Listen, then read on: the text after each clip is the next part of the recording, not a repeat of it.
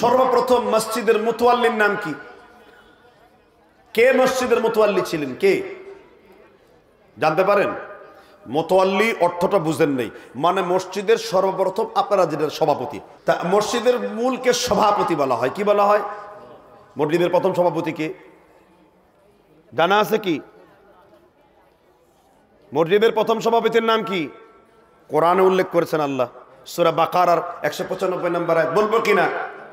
وَأَحِدْنَا إِلَى إِبْرَاهِيمَ وَإِسْمَاعِيلَ طَهِّرْ بَيْتِيَ لِلطَّائِفِينَ وَالْعَاكِفِينَ رُكَّعِ السُّجُودِ।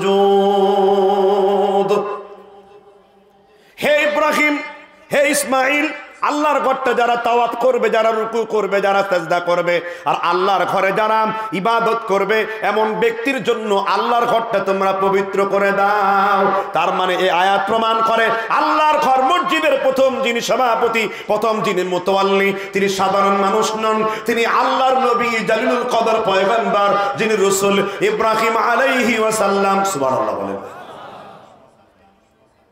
তাহলে মসজিদের প্রথম মুতওয়াল্লি সভাপতির নাম পেলাম কে? জোরে বলেন। তাহলে মসজিদ রক্ষণাবেক্ষণ করা এটা নবীওয়ালা কাজ। সুবহানাল্লাহ বলেন।